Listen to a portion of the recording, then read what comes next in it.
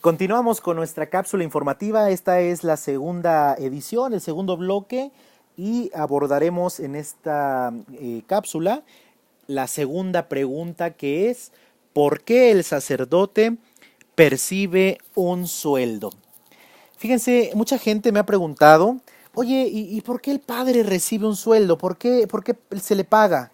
Si se supone que tiene que estar entregado por amor, por convicción. Ah, bueno, claro, eso sí, su entrega es indudable, su entrega es por amor, por convicción, por fe, claro, pero el sacerdote percibe un sueldo porque también tiene necesidades como tú y como yo. En un momento te describiré todas y cada una de ellas, o las más, ¿verdad?, posibles, para que te des una idea del por qué el sacerdote percibe un sueldo. Iniciemos con esta pregunta. ¿Cuánto gana un sacerdote? Hay gente que asegura que el sacerdote gana muchísimo dinero. Esto es una mentira. Un sacerdote gana un sueldo promedio, tal como lo ganaría un profesionista desempeñando su profesión. No gana cantidades exorbitantes, gana un sueldo promedio. Y esto puede variar de acuerdo a la comunidad en la que se encuentre, ya que hay comunidades muy pobres, hay comunidades donde casi no entra dinero a la iglesia, entonces el sueldo del sacerdote es incluso más bajo, ¿sí? Pero no importa, así sea una comunidad en la que entre muchísimo dinero, el sacerdote no puede destinar para sí un sueldo exorbitante.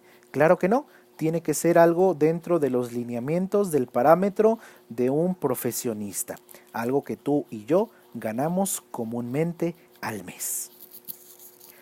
¿En qué gasta el sacerdote, pues, su dinero? Te explico brevemente. El sacerdote, como tú y como yo, tiene muchos gastos, como por ejemplo sus primeras necesidades, claro, comer, vestirse, calzarse, tiene su vehículo al cual debe colocarle gasolina, si no, no avanza. Tiene a sus padres, a sus hermanos, a los cuales en ocasiones tiene que auxiliar.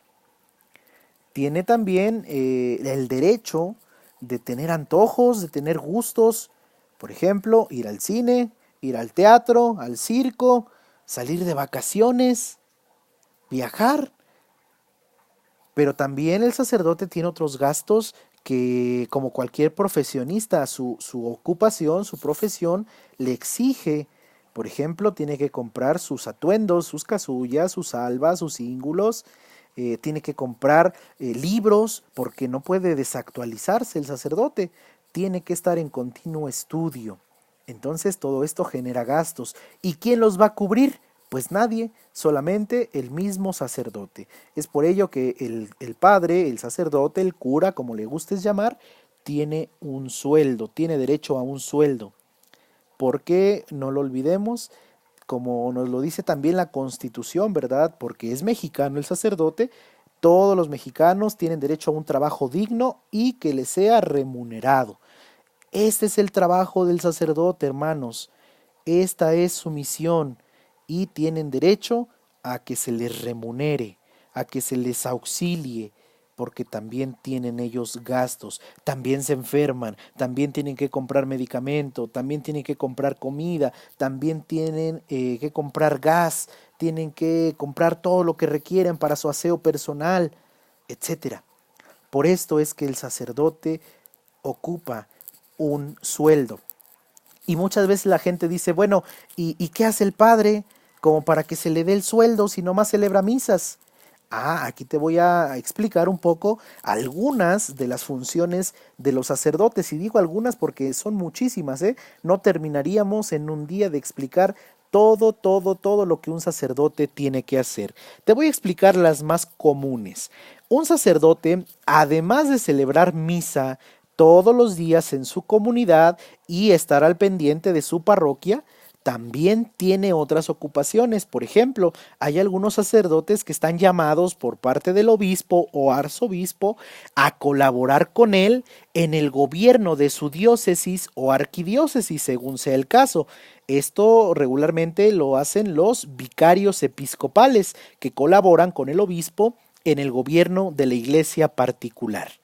Esa es otra ocupación que tiene el sacerdote, que va de la mano con celebrar misa, con visitar enfermos, con administrar todos los demás sacramentos.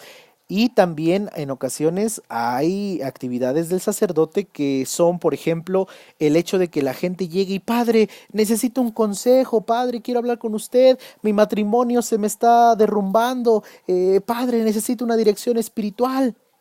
Y el sacerdote está obligado a darles ese momentito de encuentro, ese momento de escucha y de consejo.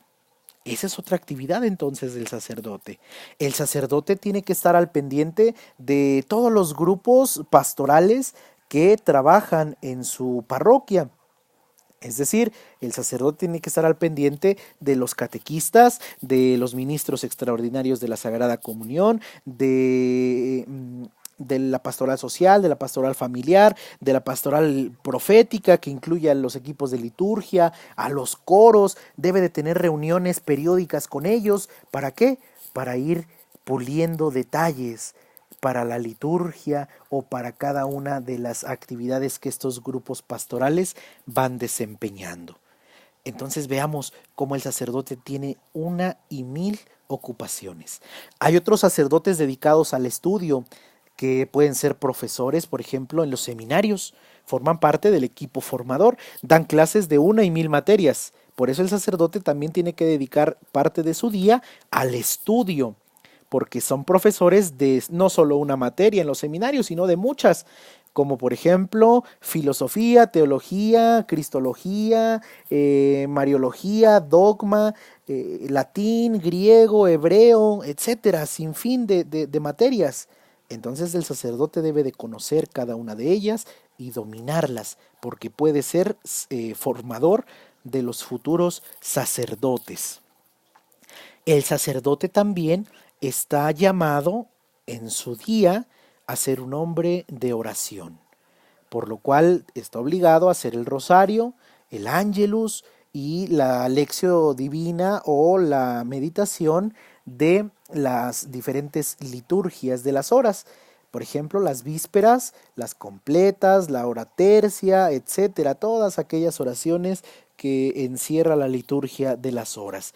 El sacerdote tiene que dedicar parte de su día también a este oficio de orar, porque un sacerdote sin oración no sirve, no es un sacerdote completo.